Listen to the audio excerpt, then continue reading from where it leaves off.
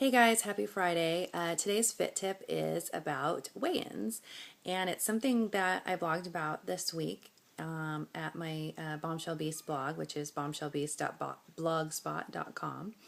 I have resumed daily weigh-ins with being 15 weeks out and working with a new coach. That's a practice that he needed me to get back into, and that's something I've actually always done. Daily weigh-ins. Actually, I'd weigh in twice a day, which was it is a necessary part of contest prep.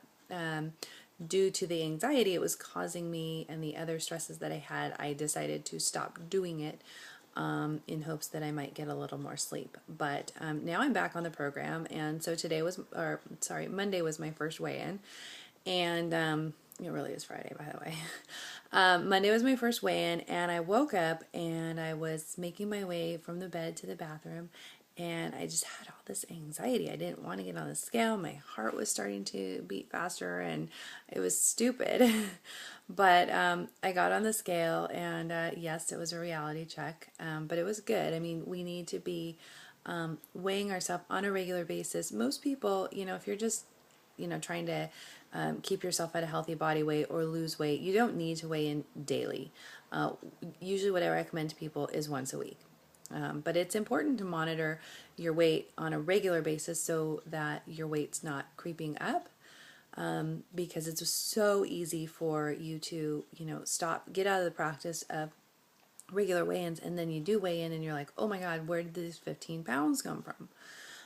Because it can creep on slowly, and I'm a person that I can carry it really well, so I can gain 15 pounds and my clothes still fit.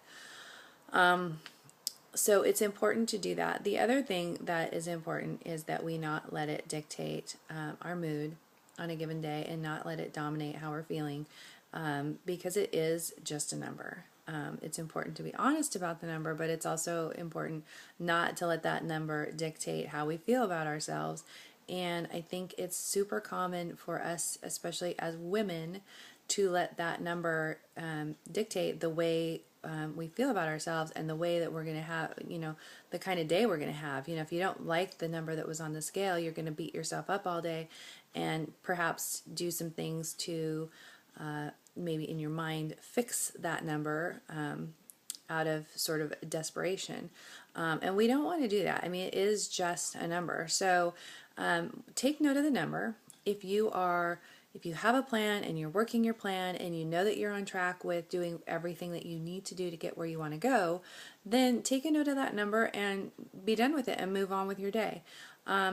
Or on the other hand, if that number, you don't like it, and you know that you're doing some things that are not in line with getting you to your goals, then this is a good wake-up call for you to get back on track and get back in control of your weight.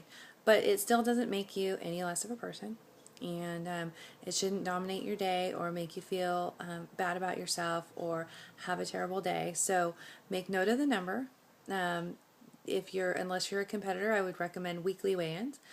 Pick the same day and time so that you're getting a consistent number. I like morning weight best. Go potty first, and then get on the scale, make a note of the number, and be done with it and move on. If you are a competitive athlete, or you have a more aggressive goal, then you might want to get on the scale every other day or every day, depending on what your goal is. So that is my Friday fit tip for you today.